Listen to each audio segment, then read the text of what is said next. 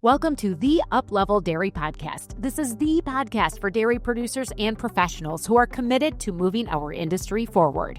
I'm Peggy Coffeen, and each week we bring you the leaders, the lessons, and real-world stories from the people who have built the dairy business we know today and those who are shaping its future. Join us on the journey by following Uplevel Dairy on Facebook, Instagram, and YouTube, and subscribe at upleveldairy.com to get new episodes and our Dairy Insights blogs right in your inbox.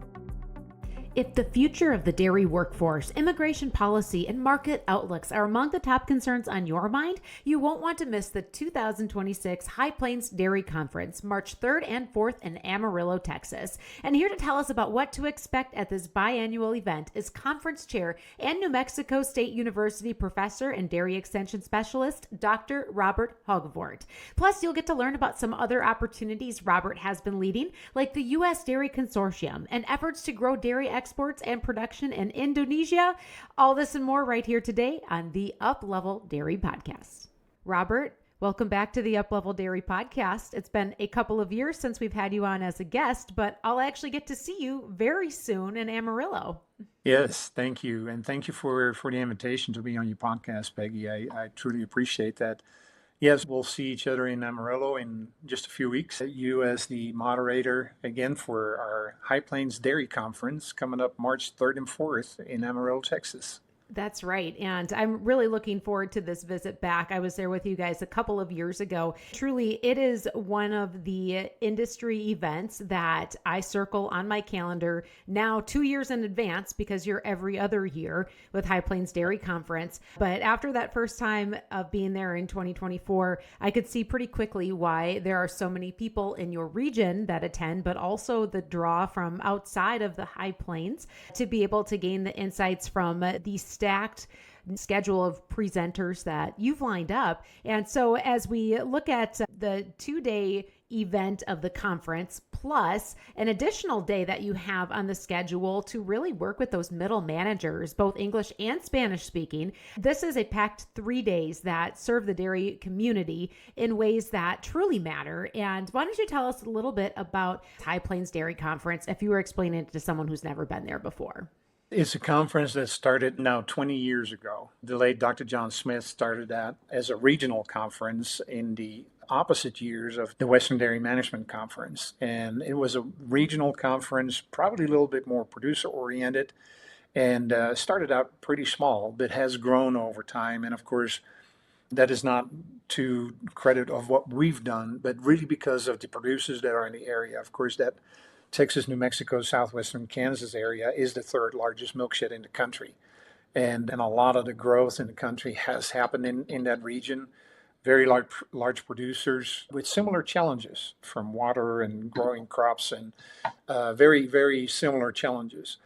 And so this conference has grown over time consistently. Dr. Alan Jordan did a great job in growing this conference, and we are currently, the last 4 times we've been in Amarillo, Texas, because that's the heart of and the center of that dairy shed. And so we draw producers from New Mexico, from Texas, from Kansas, but more and more also out of that region, producers that are really looking at some of the topics that we cover.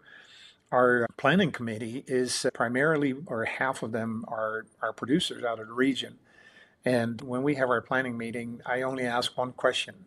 And what's on your mind? What do you want to know more about? And besides feed costs and milk prices that we can't do anything about. And then we just take notes. And that is what we take. And with our executive committee, Dr. Juan Panero, Texas AgriLife Dairy Extension, and Dr. Jennifer Spencer, Texas AgriLife Extension, we take those topics and then we translate that into a program. We look at who's available, who would be able to talk about that, what is currently being discussed about these topics, and who can we bring in that best translates that information to producers in a language that producers want to know. We want to have a level of academia in there, especially in our pre-conferences, where we try to go a little deeper than maybe the average conversation. What do we know about the science? And so we have 3 pre-conferences in the conference, during the conference, one on nutrition, one on reproduction, and one on calf and heifer management. And we've partnered with 3 exceptional organizations in the country that are helping us lining up some of those speakers, bringing some of those topics. And that's the Texas Animal Nutrition Council, the Dairy Reproductive Council, and the Dairy Calf and Heifer Association. So we partner with those associations and look at what they bring to their table at their conferences and see what would line up and what would be good topics that producers should hear. And so it's always about the information towards the producer.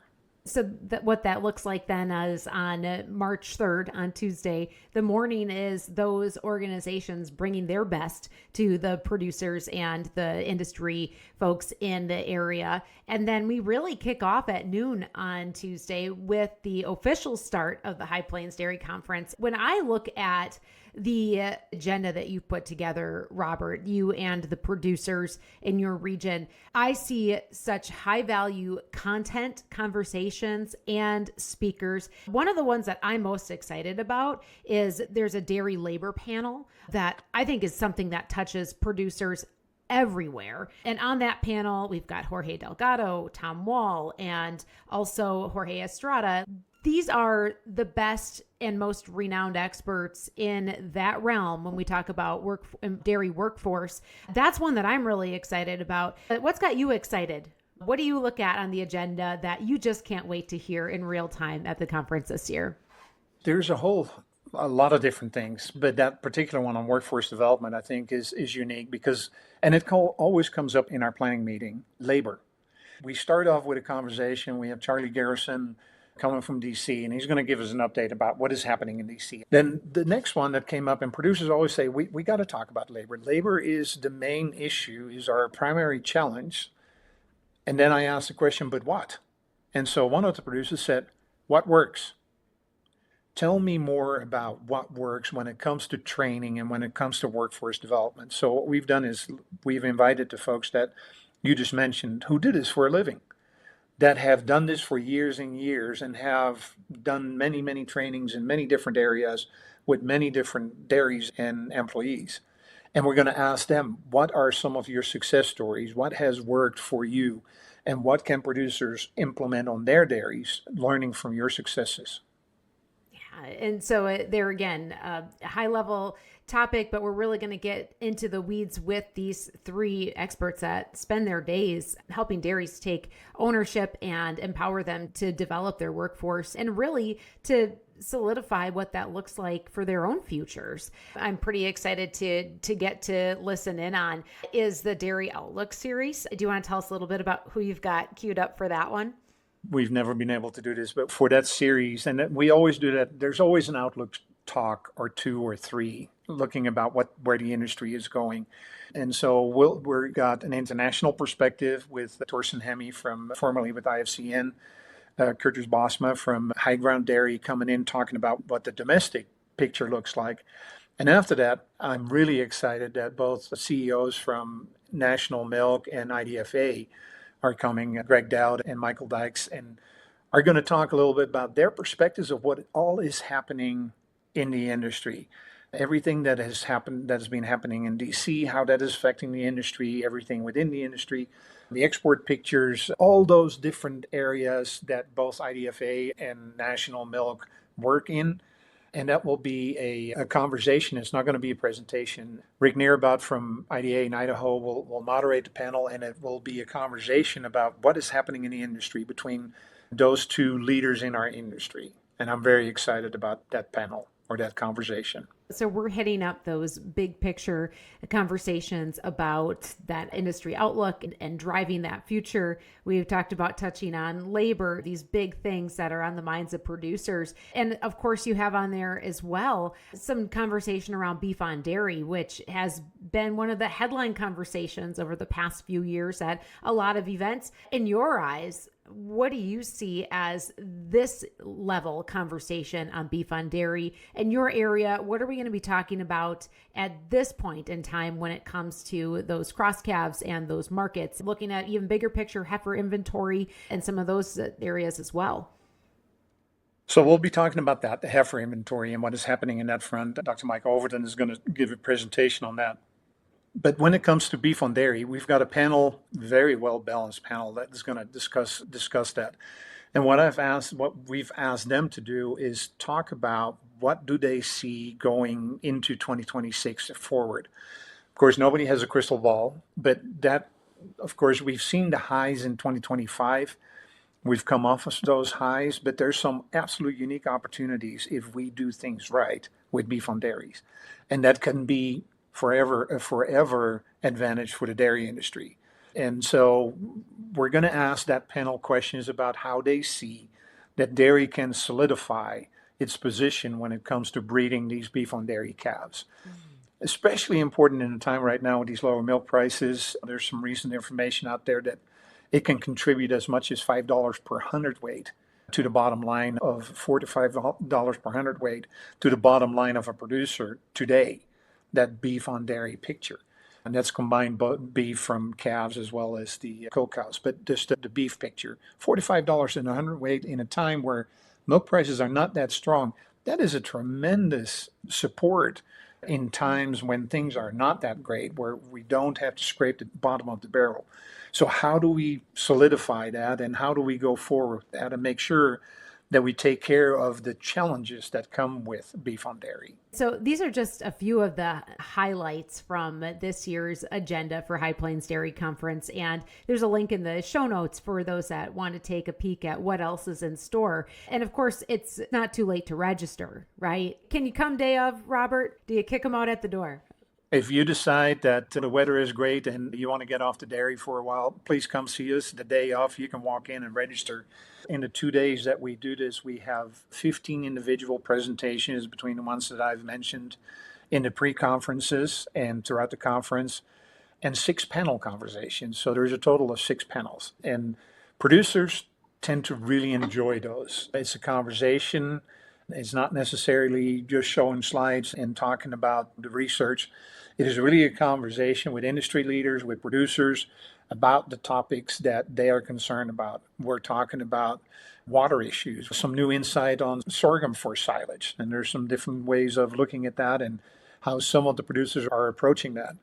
We're also talking about how to feed cows and maybe minimizing the amount of forage that we can grow due to water constraints and maximizing the number of byproducts that we're utilizing. How far can you push that? So we're going to talk about that from a nutritional perspective. Dr. Paul Konikoff is going to talk about that and give us a little bit of insight about what his thoughts are about how far we can push that envelope. And so we're dealing with the other panel that we have. It will be dealing with biosecurity. It was 2 years ago to date, or at the time of the conference, that the rumblings in the hallways were about cows are getting sick, and we didn't know what was going on. We, at that point in time, producers called it cow flu. Well, who knew that it ended up being bird flu? And so that was exactly 2 years ago. So we're going to talk about that, what we know, and we're going to talk about new threats that are coming on and what, in terms of biosecurity, producers can do without having to throw the whole kitchen sink at the operation. What are some of the targeted steps in terms of what is being labeled as secure milk supply plans? What are some of the steps producers can take to maybe manage around when these threats do hit in your area? Some of those producers have already implemented. What are some of the success stories with those, and what are some of the challenges that are still ahead? So we will cover that area as well. And that is another one that came up in our producer planning meeting, that producers said, we need to know more about that. So that is what that panel will address.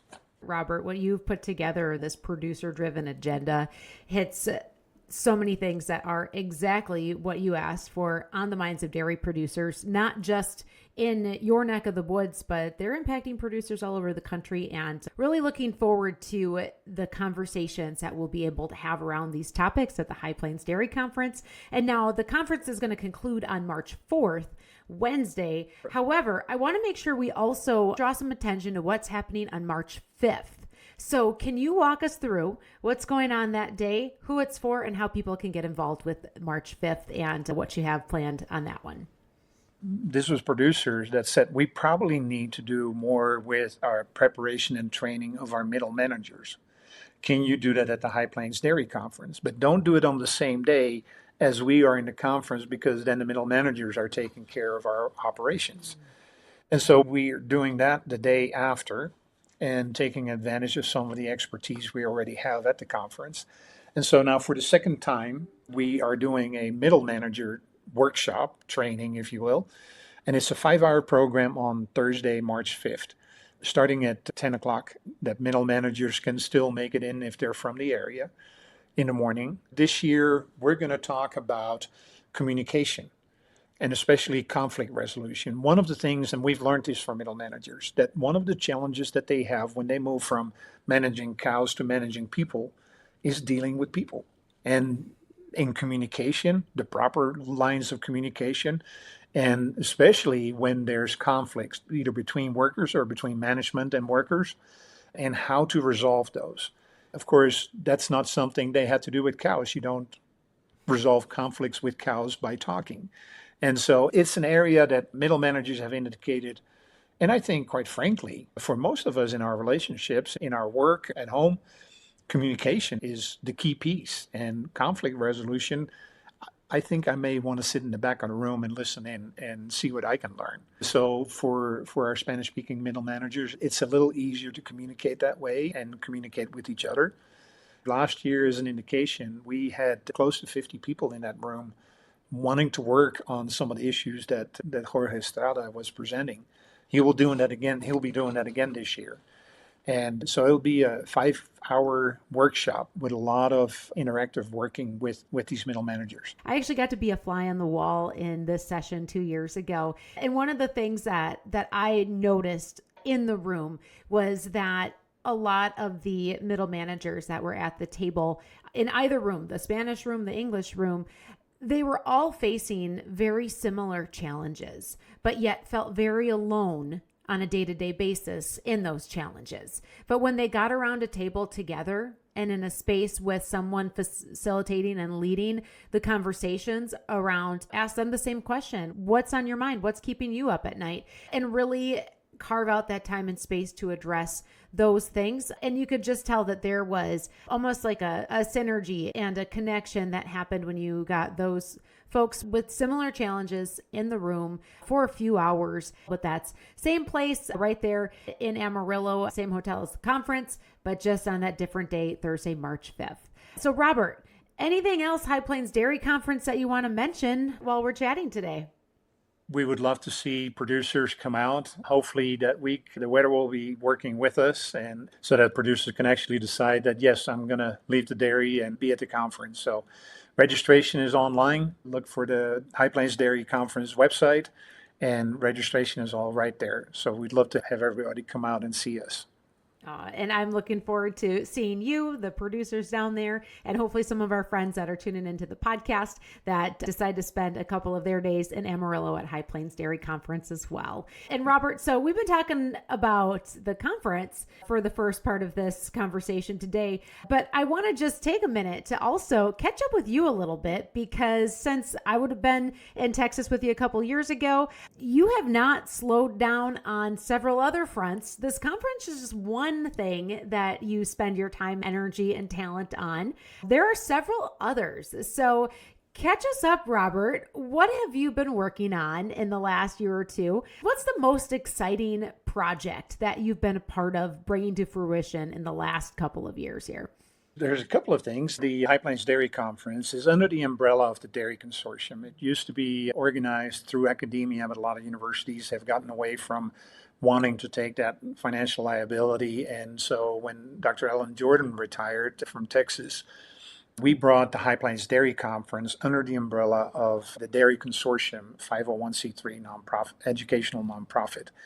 The other big activity that, of course, that we do is the Dairy Consortium every summer, that 6-week training class for students in Clovis, New Mexico, and across the panhandle of Texas, where roughly we used to have about 50, maybe 55 students per year would come out for 6 weeks and learn everything about dairy, primarily animal science students, pre-vet students, ag business students. And since 2008 that we've done this, almost 800 students that have gone through this program and are graduated and are now out in the industry. Last year, we had our record class. We admitted 70 students out of 100, almost 120 applicants. This year, it looks like we're flirting with 100 applicants. We're going through the process right now of admitting those, and we're going to again admit 70 students to the class. And those are the largest classes that we've ever had. It brings challenges, but it's also an indication that a lot of students that are, even when they come with a 4-year degree out of our universities, still lack that practical experience, that relationship with the industry. I call it a 6-week job fair, where basically the allied industry comes in and talks to these students about what opportunities they have, the internships that they have, the jobs that they have, that they tell these students about how to build a resume. They tell these students how to highlight their strengths, what they're looking for in an interview, what they want to see from these students. That's the kind of information that a lot of students do not get in land-granted universities in their programs. Besides the information that they learn, the practical part that they learn about being on dairy. So we have faculty coming in every week, sometimes 2 or 3 faculty per week, depending on the topic. The best of the best in our academia in that teach dairy as it is in the real world, that come in and talk about that, and they'll speak in the afternoon. There will be a classroom session in the afternoon. The next morning we go out to the dairy and actually do that, practice that, see that. And so it is about as hands-on as we can make it without interrupting the dairies. And again, so we're going through the process right now. Application just closed. There's 800 students out there that have gone through the program, and there is not a place where I can go in the industry, academic or otherwise, industry, conference, meetings. And it's like, hey, Dr. H. And I know that that's from the program. They know Dr. Tomaszewski and me by Dr. T or Dr. H. And so then I know it's which year were you, because now 18 years later and 800 students later, I do not remember all of them. But we have certain stories. Oh, that was that year. Oh, that is the year that this happened or that happened, or we got stuck with the vans or whatever it was that happened that year. That was kind of the highlight. And so it's a unique opportunity to really touch the life of these students that are going to go into the industry. And the fun part is, from the surveys that we've done, we know that about 1/3 of the students actually ends up working in or on a dairy. So either as a partner, going back home to a dairy, even some that have never set foot on a dairy prior, that end up so interested in working on a dairy that end up going through internships and finding spots in dairies all across the country. Another third ends up working in the allied industry. So from the feed industry to the animal health industry, the farm credit system, anywhere within the allied industry. And about 15% of the students that enter the program end up being veterinarians. And so it is a good practical training builder, resume builder, if you will, practical resume builder for those students that are in the process of applying to vet schools. And we know that that has made a difference in their applications. And then some that find out, you know what, it is not for me. And that is also a good answer, because that prevents somebody trying to hire somebody like that, and maybe 6 months to a year later, after having invested a lot of time and energy in a person, that person decides, nope, it's not for me. And so either answer is good. It doesn't matter, but it is unique. There's really no other program in the country that comes anywhere close to that kind of practical experience. And as a side note, we're always very proud that some of our students that have gone through our program end up in Dairy Challenge and then doing very well in Dairy Challenge. And so we take just a little bit of credit for that. You guys are spending a lot of time on real working dairies. That's what really stands out to me and makes this program so unique, is you're taking these students and you're putting them on dairies where they are learning in real time. And, like anything else, you learn nothing better than when you're thrown into real life. And that's what you're doing, is you're showing them with your partnership dairies in the area there of what it's like on a daily basis, so that they can learn, they can see, they can touch, they can feel. And I want to make sure that we're shining a light on this program, because one thing that I've noticed, and that is concerning to me, is the programs that used to exist when I would have been a college student that provided these hands-on opportunities to learn in such a way, they either no longer exist or they are not at the level that they once were to truly prepare youth to become professionals in the industry. And when I say professional, that's a professional on the farm. That's a professional driving around and working with the producers. Either way, like there's very few things that are preparing students the way that you are in this hands-on program. I'd almost call it a dairy immersion program, because you're taking them out of their environment. You're putting them together and they have to learn dairy. Like they're there, you're teaching them in a way that is truly an immersion. And I really believe that this type of program is what we need as an industry to prepare for our next generation of leaders. It sounds like it's too late to get in on the 2026 class. However, when would enrollment start for 2027, Robert? Immediately after the program. We will open it up in late summer, early fall. So when the students come back from their summer recess, the registration will already be open. Either mid-September or early October, it will be open. And so, yeah. And I got to give credit where credit is due. And you're absolutely right. I mean, it is because land-grant universities have given up on a lot of our programs, dairy programs. And there's still some very good land-grant universities with very strong programs out there. They're blessed to have that because that is not everywhere. New Mexico State once time had a dairy, had to give it up for whatever reason, whatever happened first, the cow left or the faculty left or the students left or the money left, whatever it was. Same happened at Texas A&M and the same had happened in Arizona. And that was the reason why we came together and said, we got to do something. And when we went to our producer and said, do we need to try to find money with your help to bring back a dairy on campus? They said, why? Why would you want to do that?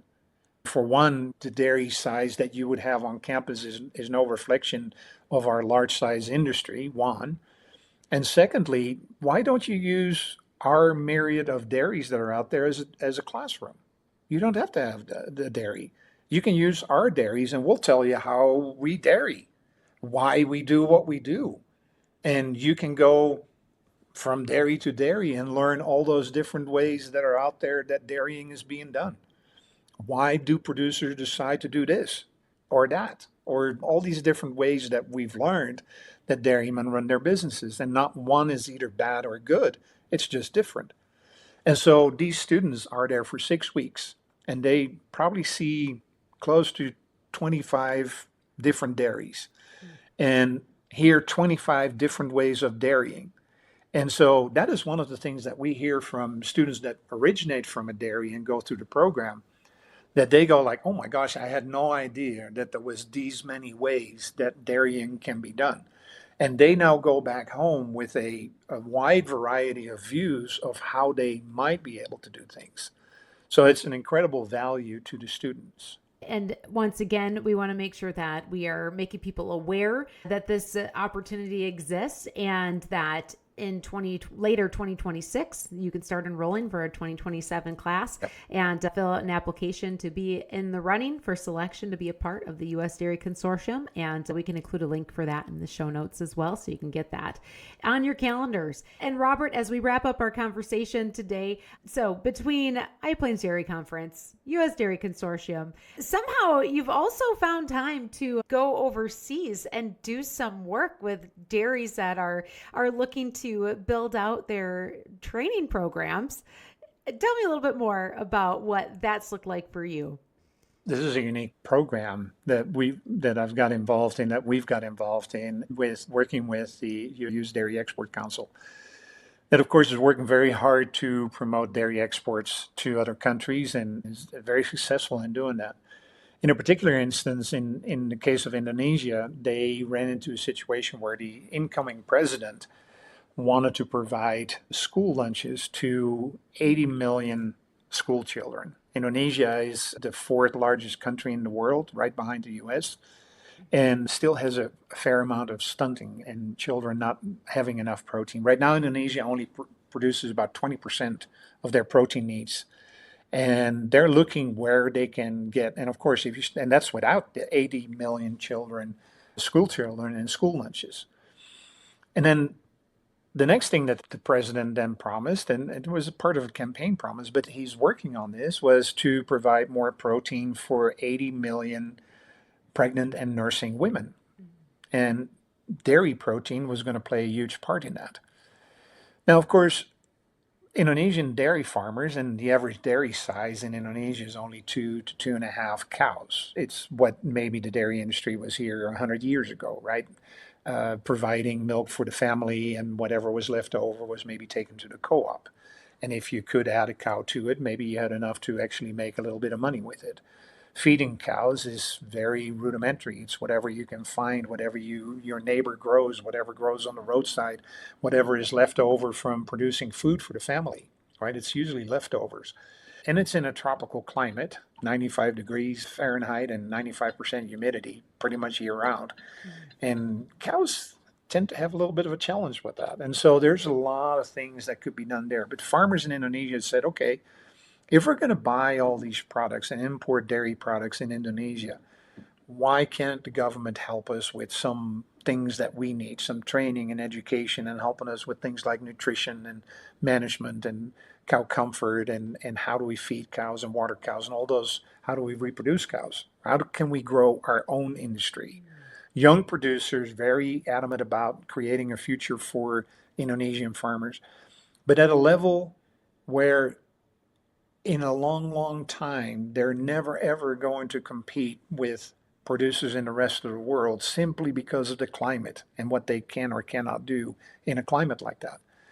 And so coming back from an export mission, the conversation was struck with our Secretary of Agriculture here in New Mexico about, is there a way where we can provide some of that training in a way that is effective? And that fits right in line with the workforce development and workforce training that we've done and developed here. So we got the call to be involved in that project, supported by USDEC. We've gone out there and figured out a way what might be effective training. Training for training's sake and just checking the box is not something that I do, have never wanted to do. We've always looked at what is effective training and how can we do that. And so we've developed a program during the year, working with consultants and working with key opinion leaders in Indonesia. We've kind of learned what could be effective, what would work, and developed audio and video material, of course, in their language and in their cultural setting for these producers to learn how to feed, how to breed, how to water, how to provide cow comfort in their situations. We've rolled that out, and we've done that now for a year. And the numbers that we're seeing, the effects that we're seeing are very, very encouraging. Young producers that are wanting to create a better future, that are milking maybe 3 or 4 or 10 cows now, that want to be milking 100 cows or 20 cows 5 or 10 years from now. And how can they get there? And so it's very interesting to work on that side and on that side of the world. And so we hope to be able to continue to do that. And this model could actually work in some other countries where we then could improve, of course, the ultimate goal, our export situation. That is what we're looking for, to be able to export more of our products to some of those countries that are going to need it for a very, very, very long time. That's the twofold approach here, the opportunity to provide those exports, but also the reason that you were brought in at the ground level to help with some of that local production, at least at a basic level, to help those farmers be able to better themselves and take better care of their cows. And for you, Robert, what's been the most rewarding part of that experience? This is fun to be able to work with producers that later on you see the video, that come to when we do another training, that happen to be at the same training and then come to you and want to shake your hand and say, thank you so much. That was really helpful. That has helped me to open my eyes to providing water 24/7 or providing air for cows that are held in a shed and have no airflow in that heat and that humidity. Simple things that to us may seem like very rudimentary and very obvious. To them, it may not be something that they learned, that they knew, or that they had understood about dairy production.